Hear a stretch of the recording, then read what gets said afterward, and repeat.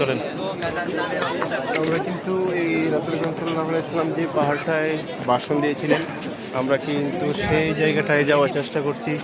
আমরা উপরে উঠছি। এখানে আমাদের টিমের প্রায় 7 জন লোক প্রায় আসলাম, যারা আগ্রহী ছিল যে এখানে আসবে, বিদায় হয়েছিল ভাষণে এখানে আসবে।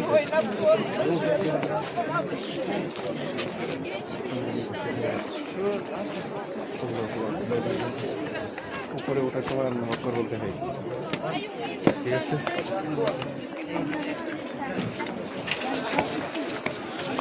এটা সেই পাহাড় যেখানে দাঁড়িয়ে হযরত মুহাম্মদ সাল্লাল্লাহু আলাইহি ওয়াসাল্লাম চেষ্টা করতেছি উপরে দিকে যাওয়ার জন্য। হাজার হাজার লোক আমরা আস্তে আস্তে করে পায়ে করে উপর দিকে উঠছে। তো কিছুক্ষণের ভিতরেই আমরা সেই কাঙ্ক্ষিত স্থানের মধ্যে পৌঁছে যাব, যেখানে দাঁড়িয়ে রাসূল ইব্রাহিম সাল্লাল্লাহু আলাইহি ওয়াসাল্লাম বিদায় হজের শেষ ভাষণ দিয়েছেন।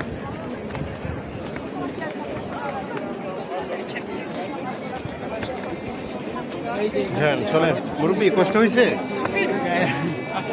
এতটুক থেকে আপনার মতো মুরব্বী একজন লোক এখানে উঠতে পারছে, আর আমাদের স্কিনের অন্য লোকেরা উঠতে পারবে না, মানে এইভাবে আমাদেরকে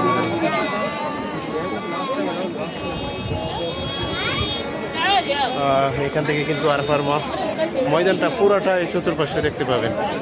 এখানে এই রবিন পুরে যাবা কিন্তু, এই যাও যাও যাও যাও, ওইদিকে যাও, ওইদিকে যাও। আমাদেরকে খুব সংক্ষিপ্ত সময় দেওয়া হয়েছে, সংক্ষিপ্ত সময় বেঁধে দেওয়া হয়েছে। সেই সময়ের ভিতর থেকে ভিতরে আবার আমাদের কাঙ্ক্ষিত জায়গায় পৌঁছে যেতে হবে। তো এখন যে জায়গাটা দাঁড়িয়ে আছি, এই যে এই যে যে স্তম্ভটা, এই স্তম্ভর পাশে কিন্তু আমরা দাঁড়িয়ে আছি। স্তম্ভর পাশে দাঁড়িয়ে রাসূল করিম সাল্লাল্লাহু আলাইহি ওয়াসাল্লাম বিদায় হজের শেষ ভাষণ দিয়েছিলেন। আল্লাহু আকবার, কি দূরে আছি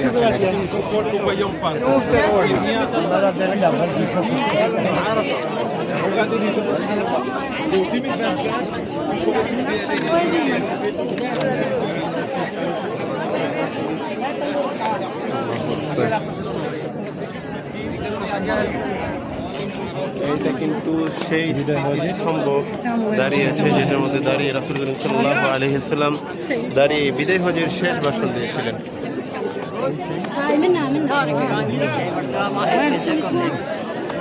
এটা কিন্তু সেই বিদায়, এই যে স্তম্ভটাই কিন্তু স্মৃতি হিসেবে দাঁড় করে রেখে দেওয়া। আর এই চতুর্পাশে কিন্তু আরাফাতের